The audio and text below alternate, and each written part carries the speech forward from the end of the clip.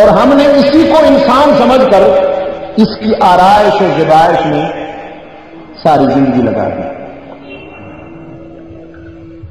عالم ارواح میں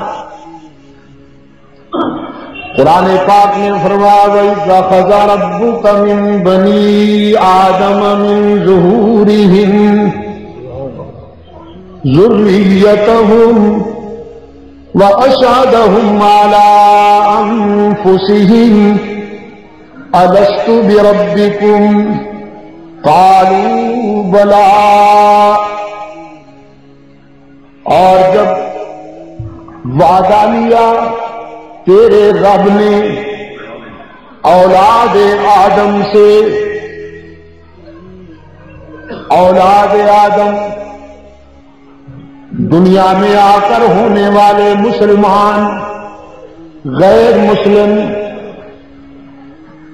عربی، عجمی، کالے، گورے، موحد، مشرک، یہود و نصارا و ہنود، وہ تمام انسان جنہوں نے روئے زمین پر آ کر آباد ہونا تھا، بلا امتیاز فکر و نظر، بلا امتیاز رنگ و نسل،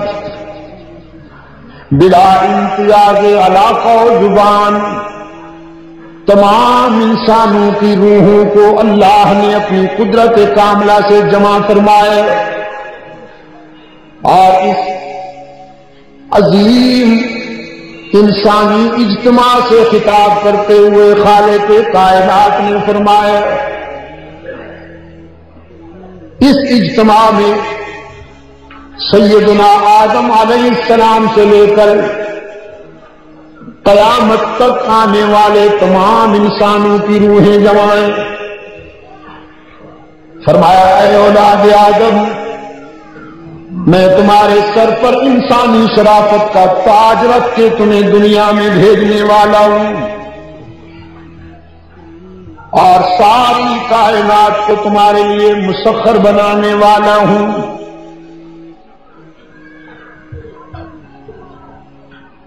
دنیا میں جا کر تم میرے مہمان بنو گے، میں تمہارا میزبان ہوں گا۔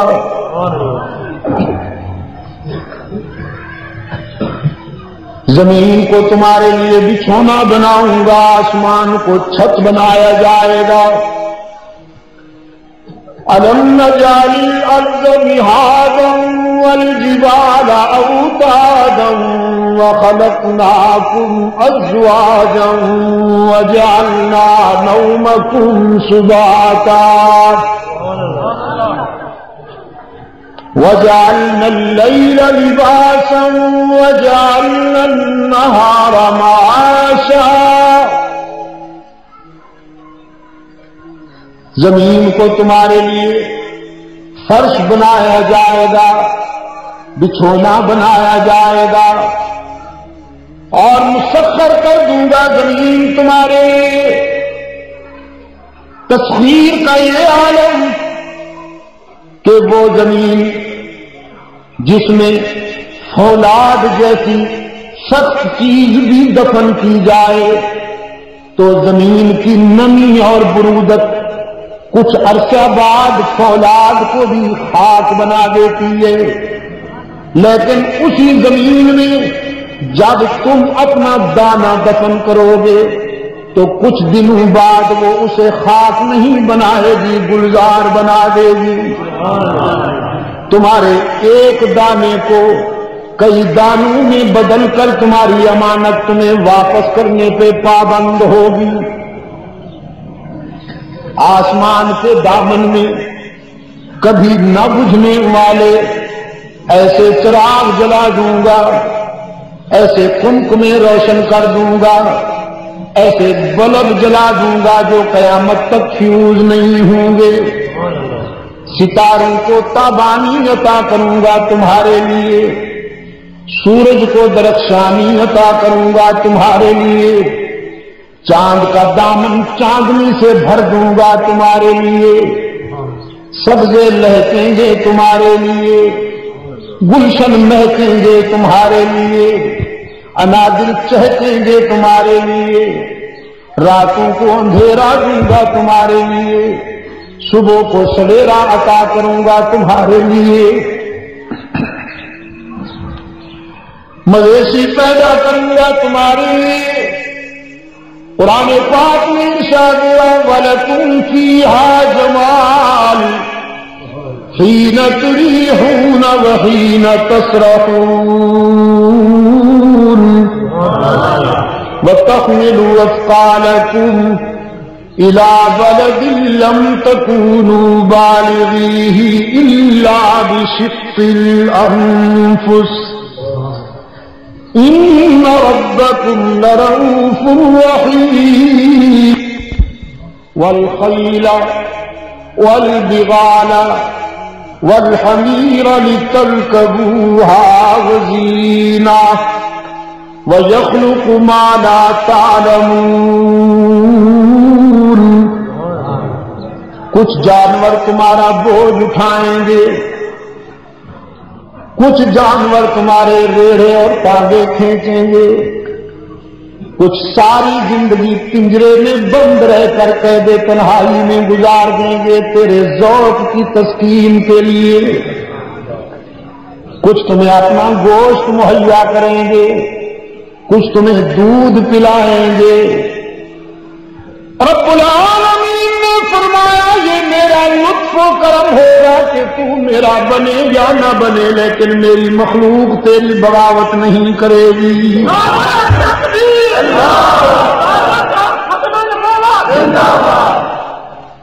ان ربکم لرؤوف رحیم،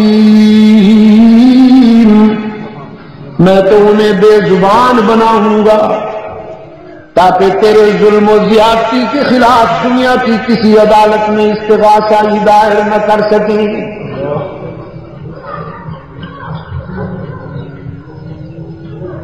ایک اور مقام پہ ارشاد ہوا وَإِنَّ لَكُمْ فِي الْأَنْعَامِ لَعِبْرَةً نُسْقِيكُم مِّمَّا فِي بُطُونِهِ مِن بَيْنِ فَرْثٍ وَدَمٍ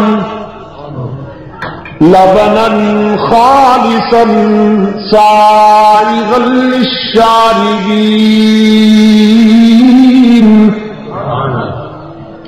اے ابن آدم، مجھے پہچاننے کے لیے، میرے تعارف کے لیے کتب خانوں میں جانے کا وقت نہیں ہے تیرے پاس، لائبریریاں اسٹڈی کرنے کا وقت نہیں، کتابیں پڑھنے کا وقت نہیں، تو تیرے لیے تو دودھ کا ایک گلاس بھی بہت ہے، دودھ کا گلاس بھی مبلغ ہے۔ پینے سے پہلے ایک لمحہ ذرا سوچنا، کہاں سے آیا، کس نے بھیجا؟ کبھی غور کیا تو نے کہ تیرے جانور کی رنگت سیاہ، اس کی رگوں میں دوڑنے والا خون سرخ، اس کے معدے میں گوبر بدبودار، لیکن وہ کون ہے جو تیرے گلاس میں آنے والے دودھ میں جانور کی سیاہی کو بھی شامل نہیں ہونے دیتا، خون کی سرخی کو بھی شامل نہیں ہونے دیتا، گوبر کی بدبو کو بھی شامل نہیں ہونے دیتا؟ ان تینوں منفی چیزوں میں سے مثبت دودھ لبنًا خالصًا سائغًا للشاربین، خوش رنگ اور خوش ذائقہ دودھ پلانے والا کون ہے؟ قرآن پاک میں ارشاد ہوا وَفِي أَنفُسِكُمْ أَفَلَا تُبْصِرُونَ، دور نظر نہیں جاتی تو اپنی 5 فٹ کی کائنات پہ غور کرو، میں سمجھ میں آ جاؤں گا۔ ہم نے تمہارے اس 5 فٹ کے جسم میں بھی بہت سارے بصائر اور عبرتیں رکھی ہیں، آنکھیں عطا کی، بینائی بخشی، زبان عطا کی، زبان کو قوت گویائی بخشی، کانوں کو قوت سماعت عطا کی، ہاتھوں کو پکڑنے کی قوت عطا کی، پاؤں کو چلنے کی صلاحیت عطا کی، دماغ کو سوچنے کی صلاحیت عطا کی، اور پھر یہ نعمتیں عطا کر کے رب العالمین نے عبرت اور شکر کے لیے کچھ مناظر منفی بھی دکھا دیے۔ تمہیں آنکھوں کی روشنی عطا کر کے تمہارے معاشرے میں، تمہاری سوسائٹی میں کچھ اندھے بھی پیدا کر دیے، تاکہ انہیں دیکھ کر تمہیں اللہ کی اس نعمت کی قدر معلوم ہو سکے۔ تمہیں سماعت کی قوت عطا کر کے کچھ بہرے بھی پیدا کر دیے، تمہیں فصاحت و بلاغت اور نطق و بیان کی قوت عطا کر کے کچھ گونگے بھی پیدا کر دیے، تاکہ اللہ کی ان نعمتوں کی قدر معلوم ہو سکے۔ ہاتھ پاؤں کی سلامتی عطا کر کے کچھ لولے لنگڑے بھی پیدا کر دیے، جوانی اور صحت عطا کر کے، شباب عطا کر کے کچھ بستر عدالت پر ایڑیاں رگڑنے والے بیمار بھی پیدا کر دیے، خوشحالی، تغمگری اور دولت عطا کر کے کبھی کبھی تیرے دروازے پر کوئی سوالی بھی بھیج دیتا ہے تاکہ تیرے غرور کا علاج ہو سکے۔ رب العالمین نے فرمایا یہ ساری نعمتیں عطا کر کے میں تمہیں دنیا میں بھیجنے والا ہوں، اور پھر یہ نعمتیں دے کر بھی تمہیں تنہا نہیں چھوڑ دوں گا، لاوارث نہیں چھوڑ دوں گا۔ قدم قدم پر میری رحمت تمہاری نگران اور پاسبان ہوگی۔ دنیا کا کوئی تعلق، دنیا کا کوئی رشتہ تمہارے اتنا قریب نہیں ہوگا جتنا میرا فضل و کرم تمہارے قریب ہوگا۔ کتنے پیار سے فرمایا اذا سألك عبادی انی فانی قریب۔ میرے پیغمبر آپ سے جب میرے بندے میرا پتہ پوچھیں کہ رب العالمین سے ملنا ہے کہاں ملے گا، فرمایا انہیں بتا دیجئے انی قریب، میں تو تمہارے قریب رہتا ہوں۔ الہ العالمین کتنا قریب ہے تو، تجھ سے ملنے کے لیے کتنے دنوں کی، ہفتوں، مہینوں یا سالوں کے سفر کی تیاری کریں۔ فرمایا نحن اقرب الیہ من حبل الورید۔ مجھ سے ملنے کے لیے دور دراز سفر کی تیاری کی ضرورت نہیں، میں تو تیری رگ حیات سے بھی زیادہ قریب ہوں۔ الہ العالمین تو ہے تو بہت قریب، لیکن میرے دامن میں جو کچھ نہیں، کس منہ سے تیرے در پہ آؤں؟ ساری زندگی خطاؤں میں گزر گئی، گناہوں میں گزر گئی، آج کس منہ سے تجھے پکاروں؟ حیا آتی ہے تیرا نام لیتے ہوئے بھی۔ رب العالمین نے فرمایا نبی عبادی انی انا الغفور الرحیم۔ میرے پیغمبر میرے خطا کار بندوں کو کہہ دو اپنے گناہ کو دیکھ کر مایوس نہ ہوا کرو، تمہارے گناہ میری رحمت کا مقابلہ تو نہیں کر سکتے۔ اللہ جلدی سے آپ کو بیت اللہ کے سامنے لے جائے، مقام ابراہیم پر کھڑے ہو کر دیکھیے گا، ملتزم کے اوپر غلاف صافہ پر یہ آیت چمک رہی ہے، من یعمل سوءا